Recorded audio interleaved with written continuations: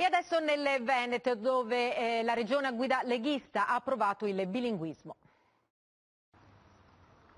Bilinguismo negli uffici pubblici, cartelloni stradali in 2 lingue, insegnamento del dialetto a scuola. Il Veneto vuole compiere un balzo in avanti nella corsa verso l'autonomia rispetto a quello che qui molti considerano lo Stato centralista. In Consiglio regionale passa la legge che definisce il popolo veneto minoranza nazionale, permettendo quindi di applicare ai veneti gli stessi benefici che tutelano la specificità in altre regioni, come il Sud Tirolo. Approvato dalla maggioranza di Lega e Centrodestra, questo DDL è stato proposto dall'iniziativa di consigli comunali di 4 paesi: Resana, Grantorto, Segusino e Santa Lucia di Piave. La legge applica ai veneti la Convenzione quadro europea sulla tutela delle minoranze nazionali, come quella dei Rom, già ratificata dall'Italia nel 1997. I consiglieri del PD, che hanno votato contro come i 5 Stelle, ritengono che la legge sia incostituzionale poiché i veneti non sono mai stati riconosciuti come minoranza linguistica. Ma la questione non è solo linguistica e culturale. Lo stesso Riccardo Barbisan, relatore di maggioranza della legge, ammette: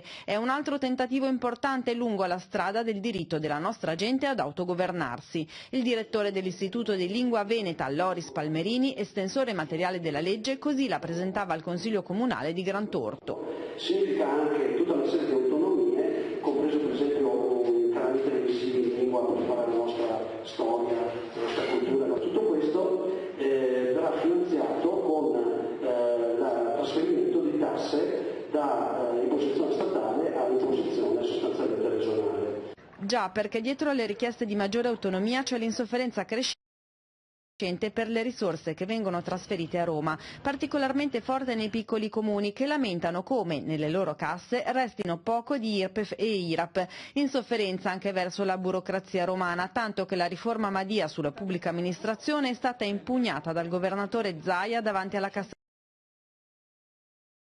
Cassazione, vincendo il ricorso. Un malessere ingrossato dalla gestione dei migranti su cui decidono i prefetti, mentre gli amministratori locali chiedono più voce in capitolo. Tutti i tasselli della strada che porta dritta al referendum sull'autonomia, che il governatore Zaia avrebbe già voluto indire insieme a quello del 4 dicembre e che ora si chiede per questa primavera, magari in un election day con le prossime politiche. Qui la voglia di partecipare è tanta. La regione ha il record nazionale di affluenza al 77%. Ha stravinto il no, ancora una volta, alla bandiera dell'autonomia, contro una riforma che il partito che governa in regione definiva centralista.